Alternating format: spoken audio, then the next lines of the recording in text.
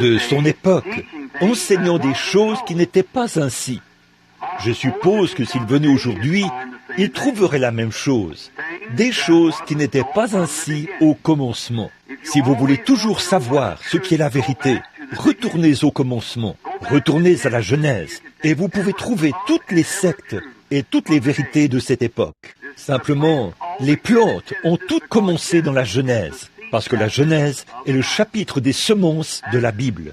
Et si nous voulons savoir ce qui est juste, retournons en arrière, au commencement. C'est exactement ce que j'essayais de dire hier soir. Une fois que Dieu fait une déclaration, il ne peut jamais dévier de cette déclaration. Il doit s'en tenir à cela d'un bout à l'autre. Ce qu'il a dit dans la Genèse, c'est la même chose que dans l'Apocalypse. D'un bout à l'autre, il est Dieu, et c'est tout. Voyez? Et toutes ces paroles sont vraies. Maintenant, nous voyons que quand Jésus est venu, il a trouvé les docteurs qui avaient pris la parole de Dieu et qui l'avaient pervertie pour qu'elle leur convienne. Ils avaient pris les commandements de Dieu et avaient perverti cela pour en faire un credo. Maintenant, souvenez-vous, il n'y a qu'un seul créateur, et tout. Satan n'est pas un créateur. Le péché, qu'est-ce que c'est? Le péché, c'est l'injustice. Et l'injustice, c'est la justice pervertie. Je vais peut-être rendre cela plus clair. Vous êtes une assemblée mixte. Vous écoutez votre médecin, je suis votre frère. Que l'homme vive avec sa femme, c'est juste. Il est marié avec elle. Le même acte avec une autre femme, c'est la mort. L'un apporte la vie, l'autre, c'est la mort. Voyez, l'injustice, c'est la justice pervertie. Un mensonge, qu'est-ce que c'est? C'est la vérité déformée. Donc, c'est ce que Jésus a trouvé. Et c'est là que nous nous retrouverons tous, tant que nous retrancherons quoi que ce soit de la parole de Dieu et y ajouterons quoi que ce soit, car c'est pervertir la parole de Dieu. Alors, quand Jésus est venu, il a vu qu'ils avaient pris la parole de Dieu et qu'ils l'avaient pervertie pour en faire une tradition d'homme. Et il a dit, pourquoi, avec votre changez-vous la parole de Dieu? En prenant leur tradition et en changeant la parole de Dieu, ils lui font dire quelque chose qu'elle n'a pas dit en réalité. Nous constatons qu'il a trouvé ça à son époque et il le trouverait ici aujourd'hui. Et lui, dans la présence ou dans la personne du Saint-Esprit, le même Dieu qui a toujours existé, qui habite dans son peuple sous la forme du Saint-Esprit. Cela rend témoignage à travers le vrai croyant que l'homme pervertit la parole de Dieu pour qu'elle cadre avec son credo, au lieu de faire cadrer son credo avec la parole de Dieu. Je voudrais que quelqu'un trouve le credo des apôtres dans la Bible. Comme nous le dirions aujourd'hui, je crois à la Sainte Église catholique romaine, à la communion des saints. Tout ce qui est en communion avec les morts, c'est du spiritisme. Il n'y a qu'un seul médiateur entre Dieu et l'homme, Jésus-Christ, homme. C'est tout. Il n'y a pas d'autre médiateur. Donc ils pervertissent les choses. Ils font un credo des apôtres. Si les apôtres avaient un credo, c'était Acte 2:38. C'est ce qu'ils prêchaient sans cesse. Et ce qu'ils enfonçaient dans le crâne des gens. Ils doivent se repentir devant Dieu, et ainsi de suite. C'est-à-dire que s'il y avait un quelconque credo dans la Bible, ce serait celui-là que les apôtres auraient utilisé.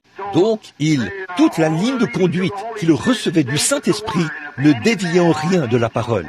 Et si jamais un homme ou un ange disait quelque chose de contraire à la parole, Galates 1:8 dit qu'il soit anathème. Il faut que ce soit la parole de Dieu. Paul a dit, si un ange du ciel venait vous annoncer un autre évangile que celui que vous avez déjà entendu, qu'il soit anathème. Donc nous croyons que les cieux et la terre passeront, mais que la parole de Dieu ne passera pas, parce que la parole est Dieu. Dieu ne peut pas passer, la création passera, mais Dieu ne peut pas passer. Ce n'est pas un endroit pour plaisanter. La chair n'est pas un endroit pour plaisanter.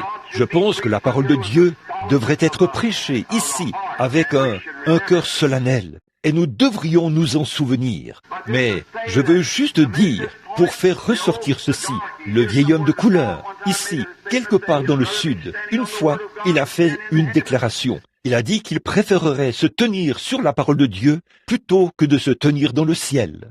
Ils lui ont demandé pourquoi. Il a dit, parce que le ciel et la terre passeront, mais la parole de Dieu ne passera pas. C'est vrai, nous devons nous en tenir à la parole. Jésus, quand il est venu, il a dit, c'est à cause de la dureté de votre cœur que Moïse vous a permis de répudier votre femme. Au commencement, il n'en était pas ainsi. Maintenant, nous voyons qu'ils avaient pris les commandements de Dieu et on avait annulé les effets. Quand Jésus est venu, il a trouvé des gens qui se tournaient vers l'Église pour obtenir le salut. Qu'est-ce qu'ils ont obtenu? Des credos. Chaque dénomination fabrique son propre credo. Oui, c'est ce qu'il a trouvé. Des gens qui comptaient sur l'Église pour obtenir le salut. Et ils ont trouvé des credos faits de main d'homme. Et s'ils venaient aujourd'hui en personne et qu'ils nous parlaient, ils trouveraient la même chose. Des hommes qui font cadrer la parole de Dieu avec leur dénomination, donnant des credos aux gens. Et il n'y a pas de salut dans un credo, si ce n'est pas la Bible. Il faut que ce soit la Bible, parce que sa parole est tout ce dont nous avons besoin. C'est de sa parole. Et sa parole, quand il est la parole de Dieu est Dieu. C'est tout. C'est sa parole. C'est lui. Il, au commencement, était la parole.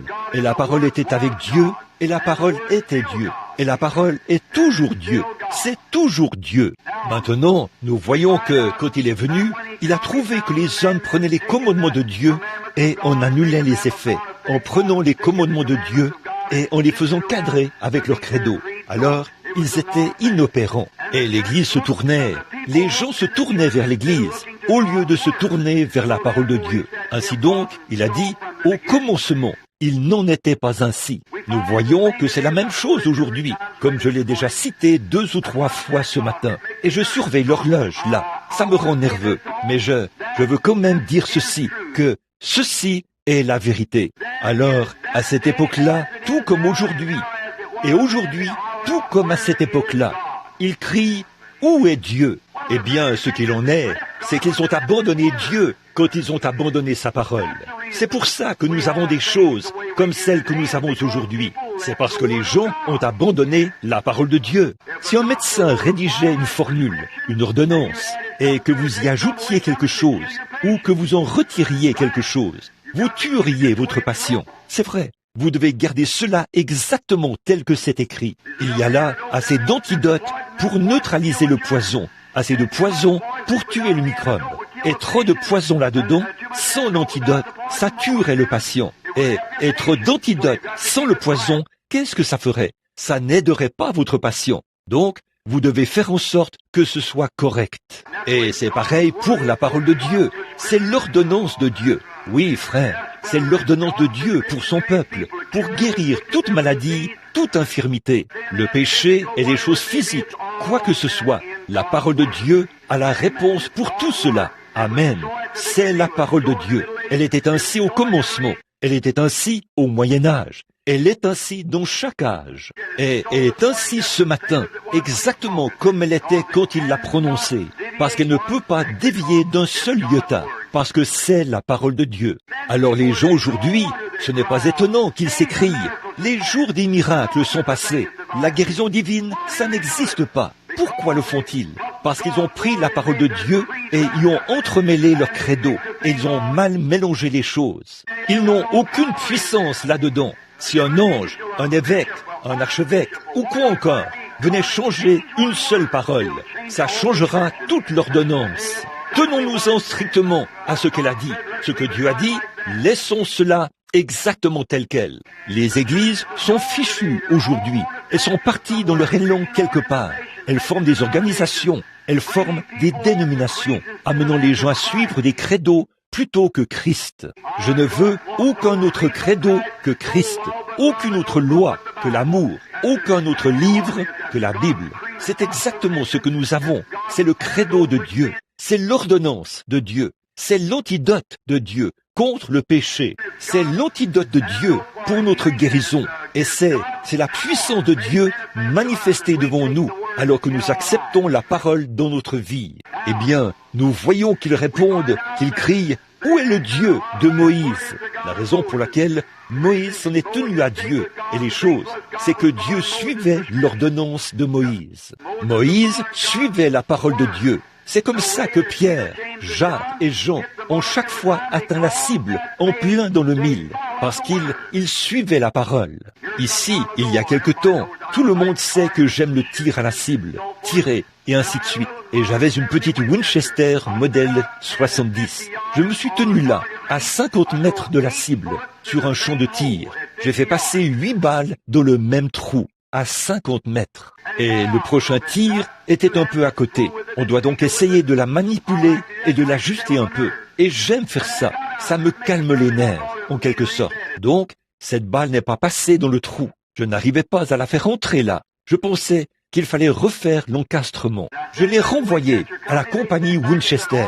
Ils l'ont retourné et ils ont dit « Oh, frère Branham » ou « Monsieur Branham » ont-ils dit. Si, cette Winchester est l'une des meilleures. Ils ont dit « Elle touchera la cible à environ 2 cm près à 50 mètres. À 25 mètres, je veux dire, à environ 2 cm près à 25 mètres. » Ils ont dit « C'est le meilleur résultat que vous pourrez obtenir. » Je savais que ce n'était pas vrai. Je savais qu'à 50 mètres, j'avais enfoncé 8 punaises en plein centre avec ce fusil.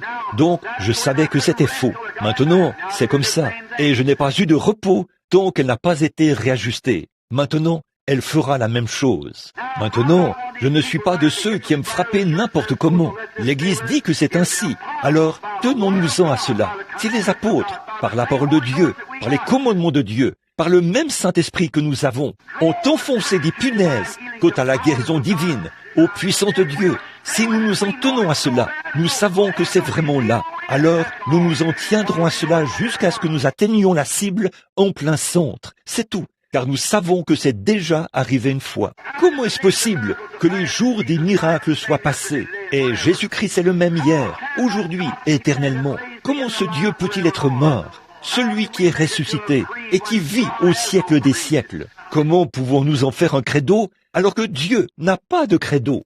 Dieu est une personne. Dieu habite dans son Église. Et vous êtes son Église. Si vous êtes né de nouveau et rempli du Saint-Esprit, vous êtes l'Église de Dieu. Dieu habite dans votre, il fait sa demeure avec vous. Quand Dieu est descendu, qu'il a été fait chair et qu'il a habité parmi nous, qu'est-ce qu'il a fait? Il a dressé sa tente parmi les êtres humains. Il a changé de rôle, de Dieu à l'homme, pour devenir, afin que l'homme puisse devenir comme lui. Oh, il est devenu moi, afin que, par sa grâce, je puisse devenir lui. Oh, comme c'est glorieux! Nous ne comprendrons jamais ce que c'était. Ce n'est pas étonnant que les gens disent aujourd'hui, où est Dieu? Retournez à la parole. Retournez au commencement. Au commencement, il a dit à ses disciples, allez par tout le monde et prêchez l'évangile. Voici les signes qui accompagneront ceux qui auront cru. C'est tout. Retournez à cette même parole. Elle produira la même chose. Ils ont suivi cette parole et elle a atteint la cible en plein centre et a enfoncé les punaises. Chaque punaise, chaque promesse que Dieu a faite a été manifestée. Si nous retournons à cette même parole, elle enfoncera les mêmes punaises, fera les mêmes miracles, accomplira les mêmes choses, fera la même vie, fera la même créature, ressuscitera les morts, guérira les malades, chassera les démons, produira des visions, des prophéties. C'est le même évangile qui a enfoncé la punaise à l'époque si nous retournons à la même chose. Comme remettre le fusil dans le même état qu'il était au départ, que là, il n'y a plus de vibration. Il va tirer cette balle tout droit vers la cible. Et si nous éliminons de nous toutes les vibrations de l'incrédulité, la parole de Dieu se dirigera droit vers le but. Exactement comme au commencement. C'est tout à fait vrai. Elle se dirigera droit vers le but chaque fois. Elle l'a fait une fois, elle le fera de nouveau. Ne vous contentez pas d'un credo ou de quelque chose. Restez là jusqu'à ce que la parole atteigne le but en plein centre. Ça me rappelle l'époque où la mère et le père, où le père nourricier de notre Seigneur Jésus l'avait emmené à la fête de la Pentecôte. Elles ont fait 3 jours de route et elles ont finalement constaté son absence. Ils ne pouvaient pas le trouver. C'est ainsi que l'Église est maintenant. Elle a fait plus. Elle a fait environ 2000 ans de route. Et elle a constaté son absence. Voilà, c'est ça. Il y a des signes de sa venue qui apparaissent partout. Elles disent, où est Dieu? Où est Dieu? Qu'est-il devenu? Avez-vous remarqué? Marie et Joseph l'ont cherché parmi leurs proches. mais ils ne l'ont pas trouvé. Aujourd'hui, nous allons voir s'il est parmi les méthodistes, s'il est parmi les baptistes, les presbytériens ou les luthériens. Non, monsieur, ils ne l'ont pas trouvé. Nous ne le trouverons pas non plus aujourd'hui. Peu importe combien nous essayons de retourner en arrière et de revoir une de ces vieilles dénominations mortes, nous n'y arriverons jamais. Où l'ont-ils trouvé? Là où ils l'avaient laissé. Alléluia! Vous pensez que je suis un exalté. Je suppose que je le suis. Vous le trouverez exactement comme l'ont fait. Là où ils l'avaient laissé. Là où ils l'avaient laissé, c'est là qu'ils l'ont trouvé. C'est là que l'Église le trouvera. Où l'avait-il laissé? À la fête de la Pentecôte. Où l'Église le trouvera-t-elle? À la fête de la Pentecôte. Là où ils l'ont laissé, quand ils se sont éloignés de la doctrine des apôtres, et ainsi de suite. Dans les premiers âges, là-bas, ils se sont éloignés de cela et ont formé leur propre credo, ont instauré la doctrine nicolaïte, ont formé l'Église catholique, ont organisé une religion qu'on appelle la religion chrétienne. Et à partir de là, ils se sont organisés, ils ont renversé les choses et ils ont amené tous les chrétiens dans des credos et tout. Et ils ont mélangé tout ça jusqu'à ce que ce soit exactement le même conglomérat que celui qu'il a trouvé quand il est venu. C'est exact. Retournons au commencement, là où nous l'avons laissé, quand il était puissant, quand il ressuscitait les morts, guérissait les malades et chassait les démons. Ça, c'est retourner exactement au commencement, où nous l'avons laissé. Ils disent, où est-il? Est-il avec les méthodistes? Est-il avec les baptistes? Ou même, est-il avec les pentecôtistes? Non, monsieur. Retournez alors et pas l'organisation pentecôtiste. La dénomination pentecôtiste, ça, c'est un nom. Qui peut organiser la Pentecôte? Dites-le-moi. La Pentecôte n'est pas une organisation. La Pentecôte est une expérience pour tout croyant qui veut la recevoir. Retournez à l'expérience. Non pas retourner à une organisation, mais retourner à une expérience. La Pentecôte est une expérience. Je vais vous dire quelque chose. Regardez le fruit que les églises pentecôtistes portent aujourd'hui. Vous verrez qu'elles n'ont pas commencé au commencement. Ils se disputent, se chamaillent, s'énervent, sont dans tous leurs états. Ils font pression pour avoir ceci et ils font pression pour avoir cela. Jésus a dit dans Jean 14 ou Jean 15, « Je suis le cep, vous êtes les sarments. » Pas vrai? Maintenant, vous les fermiers, vous les Texans, les Louisianais et quoi encore? Quiconque a du bon sens, qui a déjà vu pousser un cep, sait que le cep ne porte pas de fruits. Ce sont les sarments du cep qui portent du fruit, mais ils tirent leur vie du cep. Jésus est notre source de vie. Oui, monsieur. Alors nous remarquerons là que si Jésus est la source de notre vie, alors il est le vrai cep. La vie même qui est dans le cep est dans le sarment. Et si ce cep produit un premier sarment, et que ce sarment produit une grappe de raisin, si jamais il produit un autre sarment, il y aura une grappe de raisin. Il produira un autre sarment, ce sera une grappe de raisin. Et ce sera la même espèce de sarment jusqu'à la fin du cep. Oh Dieu, maintenant j'ai besoin de ma demi-heure. Je suis sur le point de toucher au but. Amen. Chaque fois que ce cep produira un sarment, il sera comme le premier sarment. Pourquoi? Parce que la vie qui est dans le cep produira le même type de sarment. Si le premier cep a produit des raisins, le suivant ne produira pas des citrouilles. Le suivant ne produira pas des agrumes. Et puis, au bout d'un moment, en continuant comme ça, il ne produira pas ça. Si le vrai cep produit un sarment, et si Jésus est le sarment dans le premier, ou le cep est le premier sarment qui a été produit, ils ont écrit un livre des actes à sa suite. Pas vrai? L'église pentecôtiste, la vraie église pentecôtiste, on a écrit un livre des actes, avec des signes et des prodiges qui accompagnaient le croyant. Si ce vrai et véritable cep produit un autre vrai sarment, ils écriront un livre des actes à sa suite. Oui, monsieur. Ici, en Arizona, il n'y a pas longtemps, je regardais un arbre dans la cour d'un homme. Un arbre qui porte des agrumes. Il y avait 9 différentes sortes de fruits sur un même arbre. C'était bien le cas. Chacun d'eux était un fruit différent. C'était un oranger au départ, mais il portait des grenades. Il y avait des citrons, il y avait des pamplemousses, toutes sortes d'agrumes. Pourquoi? Ils y avaient été greffés. Ils vivaient de la vie de cet arbre, mais ils ne pouvaient rien produire d'autre que ce qu'ils étaient. Ils ne pouvaient pas produire d'oranges, parce qu'ils étaient un cep greffé. Mais chaque fois que cet arbre produisait de lui-même une vraie branche, c'était un oranger, et il portait des oranges. C'est pareil aujourd'hui. Nous avons greffé des ceps méthodistes, baptistes, presbytériens sur le vrai cep, et ils vivent de sa force. Mais ils ne peuvent produire rien d'autre que des credos et des dénominations. Mais si jamais ce cep produit un autre sarment, il sera interdénominationnel, rempli de la puissance du Saint-Esprit, exactement comme au jour de la Pentecôte, de retour au commencement. Amen. Je ferais mieux d'arrêter. Amen. Si jamais ce cep produit un autre sarment, il sera exactement comme au commencement.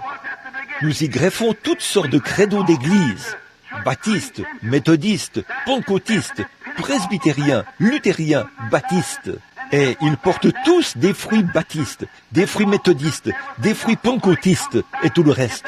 Mais quand on retourne à la source, si jamais ce cep produit un autre vrai sarment, il portera le fruit du Saint-Esprit. Amen. Ils disent, eh bien, nous sommes méthodistes. Au commencement, il n'en était pas ainsi. Nous sommes baptistes. Au commencement, il n'en était pas ainsi. Nous sommes presbytériens. Au commencement, il n'en était pas ainsi. Nous ne croyons pas au parler en langue. Au commencement, il n'en était pas ainsi. Nous ne croyons pas à la guérison divine dans notre Église. Au commencement, il n'en était pas ainsi. Alléluia!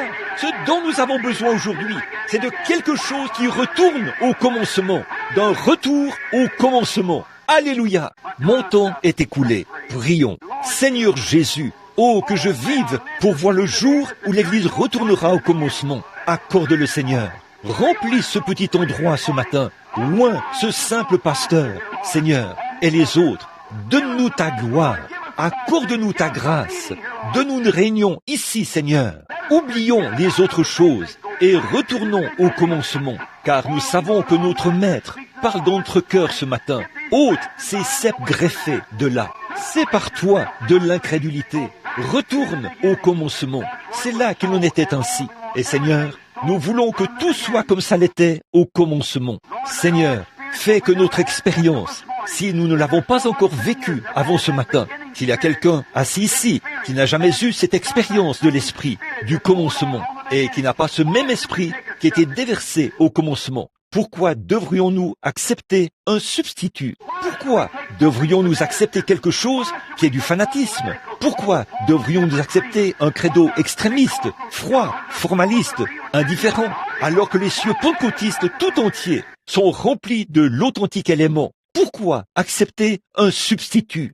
Seigneur, retournons au commencement et recevons-le comme il l'avait fait au commencement et ayons les mêmes œuvres, les mêmes signes, les mêmes prodiges qui produisent les mêmes fruits, l'amour, la joie, la paix, la longanimité, la bonté, la douceur, la bienveillance, la patience. Ô Dieu, accorde-le, exauce-nous, Père, car nous remettons cette petite église et ce réveil entre tes mains, au nom de Jésus-Christ.